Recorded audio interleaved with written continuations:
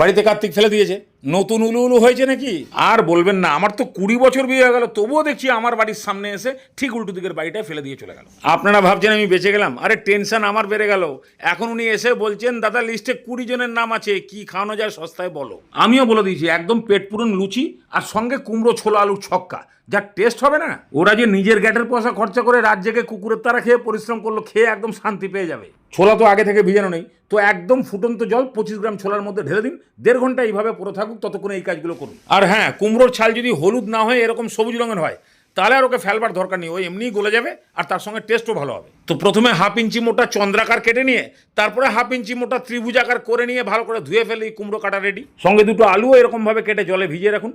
তারপরে 1 ইঞ্চি মতন আদা আর ঝাল অনুযায়ী কাঁচা লঙ্কা, এগুলোকে একটু থেতো করে রাখলেই হলো। এবার বানাতে হবে 5 ফোড়নের পাড়াতুতো দাদা 6 ফোড়ন। 5 ফোড়নের মধ্যে কি থাকে? জিরে, মৌরি, মেথি, কালো জিরে, রাঁধুনি, এর মধ্যে 1 চামচ কালো সর্ষে মিশিয়ে দিলে একদম তাগড়া ফ্লেভারের 6 ফোড়ন রেডি। একেও সাইড করে রেখে দিন। আরে হাতে এখনো সময় আছে, ছোলা নরম হচ্ছে তো। মশলাটাও রেডি করে ফেলুন, সব 1 চামচ করে। হলুদ গুঁড়ো, ধনে গুঁড়ো, জিরে গুঁড়ো, কাশ্মীরি লঙ্কার গুঁড়ো, অল্প একটু জল দিয়ে ভালো করে এটাকে গুলিয়ে রেখে দিন। এটা হয়ে গেলে আবার ফেসবুক ঘাটতে চলে যায় না, 1.5 ঘন্টা প্রায় হতে চললো। কড়াইটা বসান, 3-4 চামচ তেল গরম করুন। গরম হয়েছে কি, একটা তেজপাতা, 3টে শুকনো লঙ্কা ফাটিয়ে আর ওই যে ফোড়নটা বানালেন ওখান থেকে 1 চামচ আর 1/2 চামচ মতন হিং। এবার এটাকে সামান্য একটুখানি ভেজে নিন। লঙ্কাগুলো কালো হয়ে গেলেই দিয়ে দিন আলু। অল্প করে নুন দিন আর মিডিয়াম ফ্লেমে মাত্র 5 মিনিট ভাজুন। একটা হালকা ভাজা লেয়ার এসে যাবে উপরে। এবারে আলুর ঘাড়ের উপরে এক এক করে ঢালতে থাকুন আদা, কাঁচা লঙ্কা থেতো, সেই ছোলা আর কুমড়োগুলো। এই সবগুলোকে আরও 5 মিনিট মতন তেলের মধ্যে মিডিয়াম ফ্লেমে সাঁতলান। আদা কাঁচা লঙ্কাটা মোটামুটি রেডি হয়ে যাবে। তারপরে দিয়ে দিন সেই গোলা মশলাটা। পঞ্চায়েত থেকে জল নিয়ে এসে বাটিটাও সামান্য ধুয়ে দিন। এবার এটাকে কষান। কষতে কষতে মশলার জল পুরো ভালো করে শুকিয়ে দিন।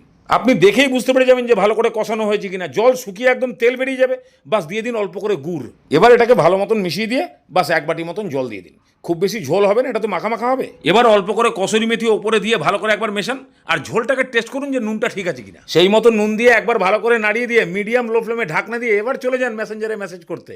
তবে আবার পিরিতের চ্যাটিং করতে করতে ভুলে যান না যে তরকারি গ্যাসের মধ্যে বসানো আছে। ওই মাত্র 10 মিনিট সময় পাবেন। 10 মিনিটের মধ্যেই কুমড়ো, আলু ফালু সব সটকে যাবে আর এই যে ঝোল দেখছেন কিচ্ছু থাকবে না ঠান্ডা হলে। একবার খালি খুন্তি দিয়ে একটু ভালো করে ঝাঁকিয়ে দিয়ে বাস নামিয়ে দিন। এবারে 5-6টা লুচির সঙ্গে 1 বাটি তরকারি দিন, পারলে একটা মিষ্টি দিয়ে দেবেন। আমার বাড়িতে ফেলেনি বলে দিলাম না। দেখবেন একদম মন দিয়ে হাপুর হুপুর খাবে। আর আগের বছর কার্তিক পুজোয় যে আর কার্তিক ফেলতে পারবে না, তার জন্য বিরাট আফসোস করে যাবে।